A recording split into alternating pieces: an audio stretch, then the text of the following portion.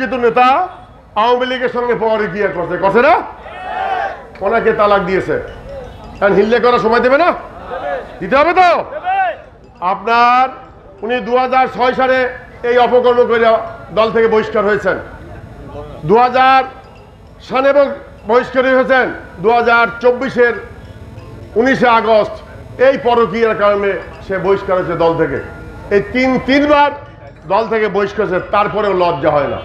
তালাকপ্রাপ্ত মহিলার যদি লজ্জা না হয় আর কবে হবে? উনি যাদেরকে নিয়ে চলেন আপনারা সবাই জানেন, উনি মেজর মোস্তফা করে যে লুটেরা অরলোক, রড চুরি হচ্ছে কেনা অরলোক, মোবাইল চুরি হচ্ছে কেনা অরলোক, মাছ চুরি হচ্ছে কেনা অরলোক, পাঞ্জাবি আনছে কেনা অরলোক। আপনাদের শরণখোলায় যত অপকর্ম করেছে ওই বহিষ্কৃত লোকের একটাও লোক আমাদের এখানে যারা আছে বিএনপির নেতৃবৃন্দ, আমি হলফ করে বলতে পারি আমাদের যারা আছে, আমাদের সঙ্গে যারা আছে, আমি যাদের সঙ্গে আছে, একটা দুর্নাম আপনার বাড়ি করেন দিই, একটা চাঁদাবাজ বাড়ি করেন দিই, একটা লুটতরাজ বাড়ি করেন দিই, না আমাদের সঙ্গে নাই, কিন্তু ওর সঙ্গে আছে, ওর লজ্জা নাই। হাজার বলেন, ওই বলে যে এই আমাদের মেজর মোস্তফা সাহেবের ফুল ফ্যামিলি বিএনপি। 2014 ওনার উপজেলা নির্বাচনে ঘোড়া মার্কা, সেই টিউবওয়েলের মার্কা, হাঁস মার্কার আমরা নির্বাচন করেছিলাম। উনি চিফ এজেন্ট ছিলেন, আমি মামুজ্জামান ইউনোর সামনে আমি আর মোস্তফাই উপস্থিত ছিলাম। সেই আমাদের সাউথখালীতে একটা মারামারি এসে সেই মামলার 1 নম্বর হুকুমদাতা আসামি আমি, 2 নম্বর মেজর মোস্তফা ভাই। উনি কয় যে এরা কেউ না।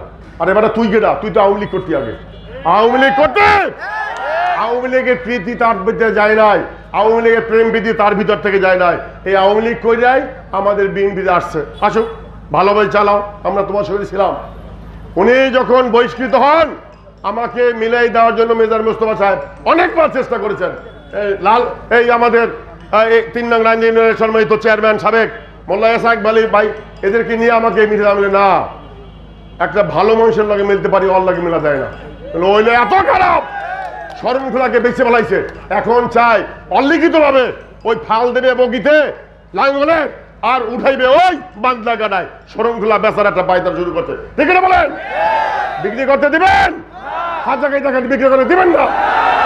আমি আপনাদেরকে সমর্থন চাই। আমরা ইতিমধ্যে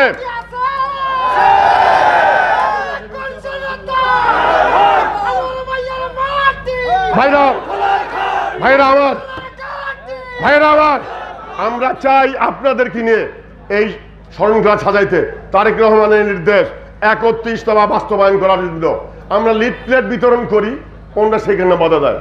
আমরা যে কোনো কার্যক্রম করি যে ওনারা বলে যে এত কাজের দরকার কি, আপনাদের এত উন্নয়নের দরকার দেখি, ওনারা লুটপাট করবে, আমরা কোনো যেন কাজ না করি।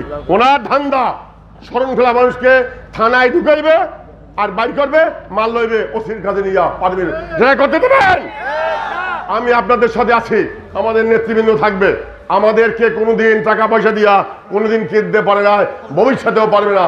আমার নেতা তারেক রহমান সাহেবের নির্দেশ, আমাদের সমস্ত লোকদের সঙ্গে আলাপ আলোচনা করতে বলছে, আমাদের ভোট চাইতে হবে। শরণখোলায় ওনারা যে তাণ্ডবলীলা করেছেন, ভোট চাওয়ার কোনো মুখ আছে? সব পায়মাল করে দিছে। এই 5 রাস্তাটা বিক্রি লাগছে, ঠিক না বলেন? 5 রাস্তার মাদুর বিক্রি করে হয়েছে, এই রাস্তার 5 রাস্তার পানি বিক্রি করে ফেলাইছে। এই দোসররা শরণখোলা থানায় এমন কোন জায়গা নাই যে তারা এই অপকর্ম না করছে। এই অপকর্ম থেকে আপনাদের বেরিয়ে আসবেন। আপনাদেরকে বলি, আপনারা যা করেছেন আর যা করতে চান শরণখোলার মানুষ তা করতে দেবে? আমাদের অনেক নেতৃবৃন্দ করছেন। এরপরে এই লাস্ট হুঁশিয়ার, এরপরে যদি দেখি আপনারা কারো ভাবে চাঁদা নিচ্ছেন, কারো ঘরে অন্যভাবে করছেন, ঘর দখল করছেন, আমরা শরণখোলা থানা নেতৃবৃন্দ আপনার নামে, আপনার নেতৃবৃন্দ নামে মামলা দেব ইনশাল্লাহ। আমি আপনাকে কথা করে গেলাম ইনশাল্লাহ। আপনি যা মনে করেছেন যে শরণখোলার মানুষ যা বলবো তাই হবে না, সেটা শোনার সময় নাই। আপনার শুদ্ধাইয়া যদি তারেক রহমান সাহেব কোনো সময় আপনার দয়া হয় তাহলে আসতে পারবে, নাহলে শরণখোলা থানায় আর আসার কোনো সুযোগ নাই।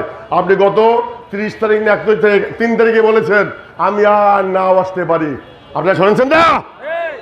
আল্লাহ কবুলও করতে পারে, ঠিক না বলেন?